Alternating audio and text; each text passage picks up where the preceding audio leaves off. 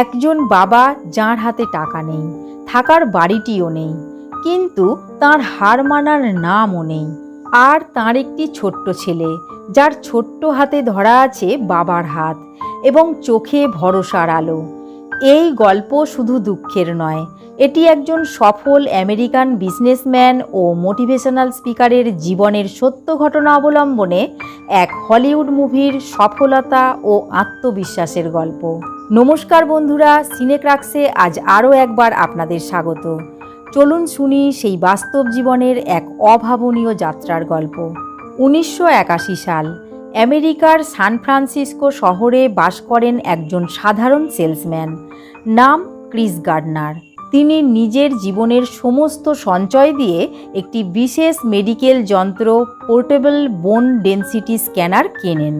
কিন্তু দুর্ভাগ্যবশত সেই যন্ত্রটি অধিকাংশ চিকিৎসকদের পছন্দ হয় না এবং মার্কেটে তা ব্যর্থ হয়। ফলে ক্রিসের আর্থিক অবস্থা দিন দিন খারাপ হতে থাকে। তিনি তার স্ত্রী লিন্ডা ও ছেলে ক্রিস্টোফারকে নিয়ে এক ভাড়া বাড়িতে থাকেন। বাড়ি ভাড়া, ছেলের স্কুল ফিস এবং সংসারের যাবতীয় খরচের ভার তাঁর স্ত্রীর উপর এসে পড়ে, যার ফলে তাদের দাম্পত্য সম্পর্কেও ফাটল ধরে। ক্রিস কোনো ভুল না করেও পরিবার রক্ষায় লড়াই করে চলছিলেন।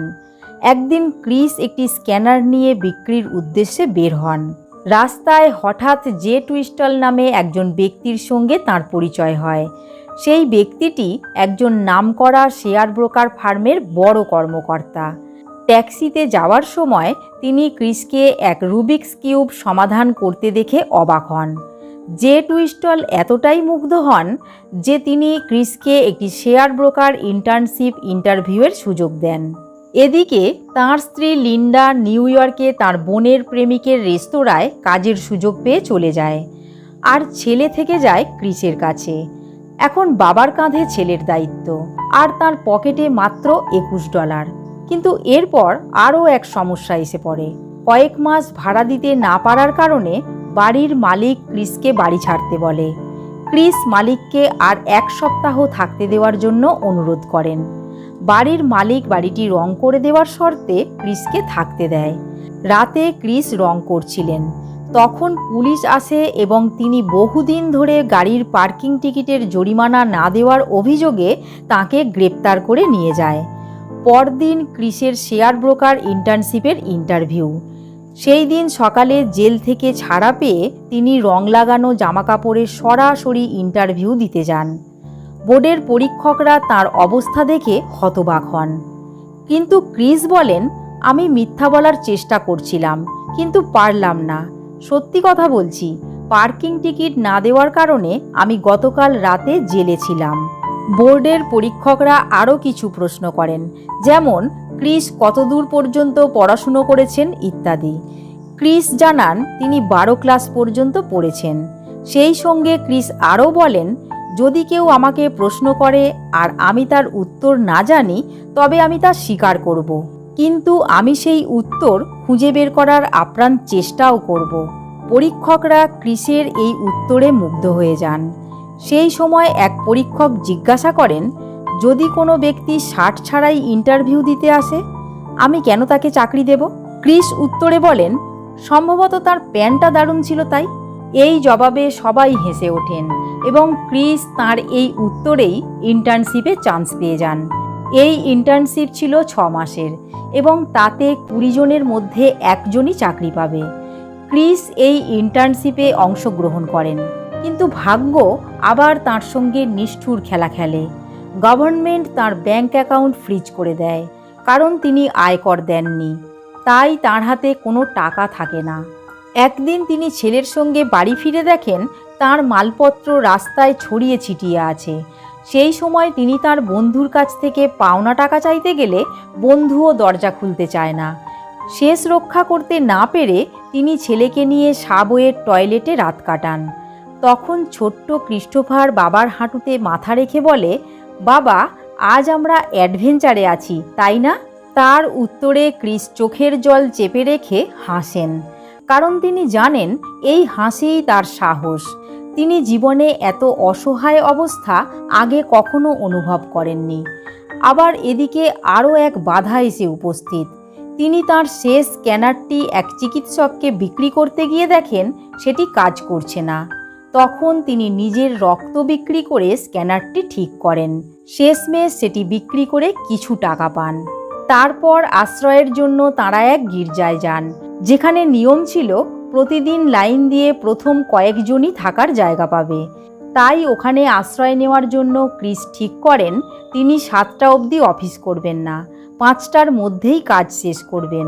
যাতে সময় নষ্ট না হয় এই জন্য তিনি সারাদিন জলও পর্যন্ত পান করেন না। তিনি প্রতিদিন ক্লায়েন্টদের ফোন করেন, নিজে গিয়ে ক্লায়েন্টদের বোঝান। এরপর ইন্টার্নশিপের পরীক্ষা আসে। সবাই হাইলি এডুকেটেড। ক্রিস কিন্তু তার সাধ্যের সবটুকু দিয়ে প্রস্তুতি নেন।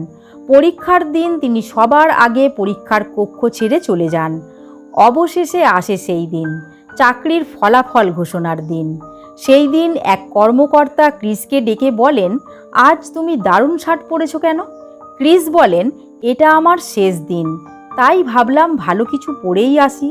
তখন ক্রিসকে বলা হয়, তুমি যদি কাল থেকে নিয়মিত এরকম শার্ট পরো তবে তোমার কেমন লাগবে? ক্রিস বুঝে যান তার জীবন বদলে গেছে, তিনি এই চাকরিটা পেয়ে গেছেন। তখন তিনি কান্নায় ভেঙে পড়েন। এরপর মুভির শেষ সিনে মুভির চরিত্রের অভিনেতা ক্রিস গার্ডনার তাঁর ছেলেকে নিয়ে রাস্তায় হাঁটার সময় স্যুট পরা একজন ব্যক্তিত্বময় পুরুষকে রাস্তায় হেঁটে যাওয়া দেখানো হয়। তিনিই হলেন আসল ক্রিস গার্ডনার, যিনি একজন আমেরিকান সফল ধনী ব্যবসায়ী ও মোটিভেশনাল স্পিকার।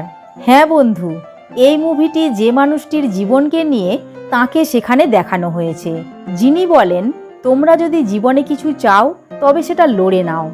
এইভাবেই সমাপ্ত হয় দ্য পারসুইট অফ হ্যাপিনেস মুভিটি। এরপর ব্ল্যাক স্ক্রিনে সাদা রং দিয়ে ইংরেজি ভাষায় ক্রিস গার্ডনারের পরবর্তীকালের সফলতার কাহিনী লিখিত আকারে প্রকাশ করা হয়, যার বাংলা ভাষায় অনুবাদ করলে হয়, পরবর্তীকালে 1987 সালে ক্রিস নিজের মালিকানাধীন একটি $1 মিলিয়ন ব্রোকারেজ কোম্পানি গড়ে তোলেন। আর 2006 সালে সেই কোম্পানির একটি অংশ $multi-million বিক্রি করেন। জীবনে টাকা থাকতেও পারে, আবার নাও থাকতে পারে। মাথার উপরে ছাদ থাকতে পারে, আবার নাও থাকতে পারে। কিন্তু যদি থাকে সাহস আর থাকে আত্মবিশ্বাস, তাহলে একদিন তুমি জিতবেই।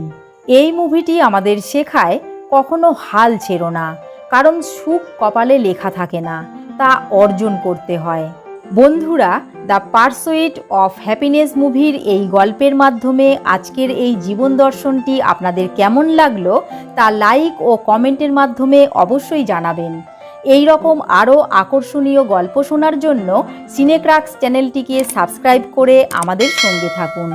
এতক্ষণ আমাদের সঙ্গে থাকার জন্য আপনাদের আন্তরিক ধন্যবাদ।